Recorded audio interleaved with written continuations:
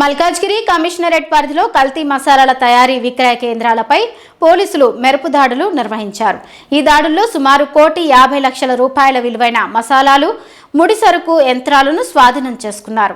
Uppal SOT, cantonment SOT పోలీసులు రామంతపూర్లోని వి మెహక్ మసాలాలపై దాడి చేయగా గడువు ముగిసిన మసాలాలను రీసైక్లింగ్ చేసి కొత్త ప్యాకెట్లలో నింపుతున్నట్లు గుర్తించారు. మరోవైపు మేడిపల్లిలోని సాయి తిరుమల ఎంటర్ప్రైజెస్లో అపరిశుభ్ర పరిస్థితుల్లో మసాలాలు తయారు చేస్తూ కారం పొడిలో సుమారు 30% చెక్క పొడి కలుపుతున్నట్లు పోలీసులు గుర్తించారు. స్వస్తిక్ బ్రాండ్ను పోలిన ప్యాకింగ్తో ఉత్పత్తులను విక్రయిస్తున్నట్లు తేల్చారు. August special operations team Uppal అలాగే Uppal cantonment SOT cantonment team ఇద్దరు కలిసి ఆపరేషన్ చేసిన మల్కాజ్గిరి ఫుడ్ అడల్ట్రేషన్ సర్వేలెన్స్ టీమ్కి సంబంధించిన 14 మంది officers on rides Mehak masalas అని ఉప్పల్లో తర్వాత వీళ్ళే జాబ్ వర్క్ ఇచ్చిన తిరుమల ఎంటర్ప్రైజెస్ అని మేడిపల్లిలో ఈ రెండిట్లో కూడా ఫుడ్ అడల్ట్రేషన్ జరుగుతుందన్న సమాచారం మేరకు అక్కడికి వెళ్ళిన తర్వాత వెరిఫై చేస్తే ఈ మెహక్ మసాలాస్ అన్నవి ప్లాట్ నెంబర్ 122 లక్ష్మీనారాయణ నగర్ రామంతపూర్ ఉప్పల్లో నడుస్తుంది. ఇది 3 ఏళ్ల క్రితం రిజిస్టర్ అయి ఉన్నాయి. దీంట్లో కేవలం మున్సిపల్ లైసెన్స్ మాత్రం తీసుకొని ఉన్నారు.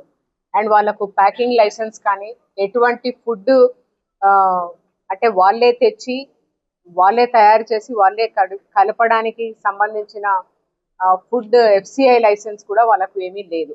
అయితే ఇన్స్పెక్షన్లో మనకు తెలిసిందంటే ఈ యూనిట్లో దాదాపుగా 17 మంది పనిచేస్తున్నారు. వీళ్ళు మ్యానుఫ్యాక్చరింగ్ చేస్తున్నారు, ప్రాసెసింగ్ చేస్తున్నారు, గ్రైండింగ్ చేస్తున్నారు, అట్లనే స్పైసెస్ని కూడా ప్యాక్ చేస్తున్నారు.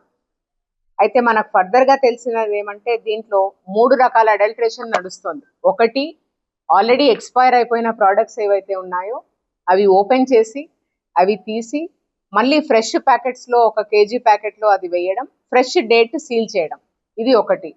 రెండవది ఏంటంటే దీంట్లో ఫర్ ఎగ్జాంపుల్ కారంలో 3 రకాల బాలాపూర్లో ఒక యూనిట్ వీళ్ళకి ఇంకొకటి ఉంది. అక్కడ నుంచి తాలు, తర్వాత పనికిరాని మిర్చి, తర్వాత కొంచెం ఒక రకమైన మిర్చి, ఈ 3 రకాల మిర్చీలను సెపరేట్గా పౌడర్ చేయడము, తెచ్చిన తర్వాత మళ్ళీ సాడస్ట్ ఏదైతే ఉంటుందో అంటే అది కూడా దాంట్లో మళ్ళీ మిర్చి తొడిమ ఏదైతే ఉంటుందో తొడిమని కూడా పౌడర్ చేయడం, సాడస్ట్ చేయడం, ఈ రెండు కలిపి ఇది ఒక 30%, 70% ఈ మిక్స్ చేసిన కారం పొడి, ఈ రెండు కలిపి మళ్ళీ 1 kg పౌడర్ తయారు చేయడం, ఇది ఒక రకమైన అడల్ట్రేషన్ నడుస్తుంది. ఇంకా 3వ రకమైన అడల్ట్రేషన్ ఏంటంటే ఫుడ్ కలర్ యాడ్ చేయడం, చేసి దాంట్లో అగ్మార్క్ సీల్ వేయడం, మళ్ళీ ఇదేదో మంచి లైసెన్స్ ఉన్న కంపెనీ లాగా స్వస్తిక్ అన్న పేరుతో ఆ మధ్యలో ఉన్నది మాత్రం ఎత్తేసి దాన్ని స్వస్తిక్ లాగా బ్రాండ్ క్రియేట్ చేయడం, దానిలాగానే కవర్ చేయడం, దానిలాగానే మళ్ళీ ప్యాక్ చేయడం. ఇది సేమ్ యాక్చువల్ ISI మార్క్ ఉన్న ప్రైస్ ఎంత ఉందో ఇది కూడా అడల్ట్రేటెడ్ ఫుడ్ అదే ప్రైస్కి.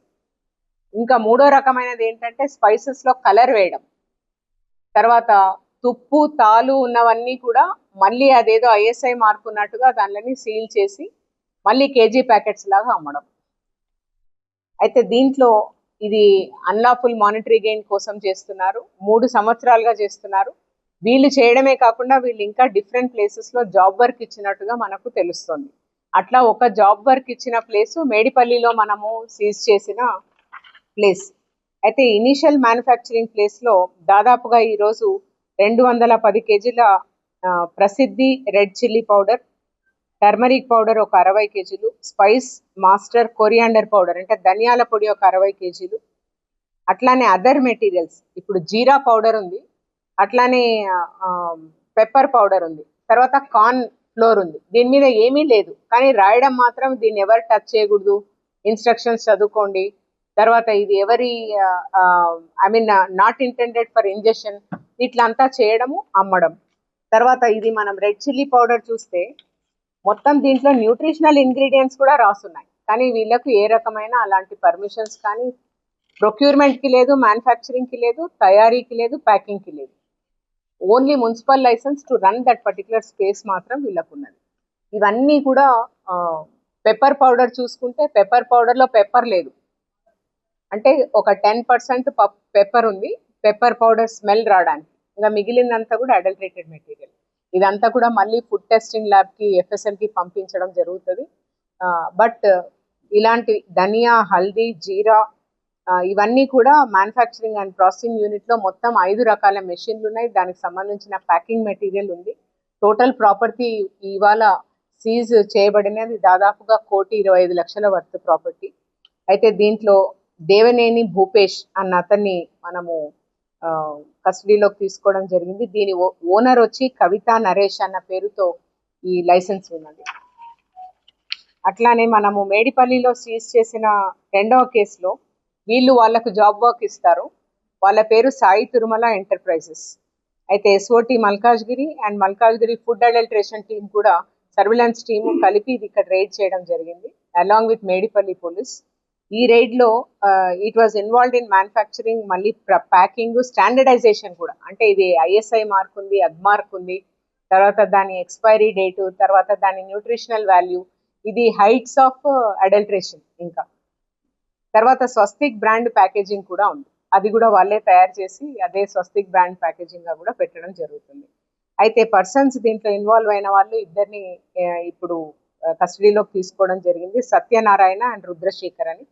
ఇక్కడ ప్రాపర్టీ దాదాపుగా టర్మరిక్ పౌడర్, ఒక్క పసుపే 2,300 కేజీలు సీజ్ చేయడం జరిగింది.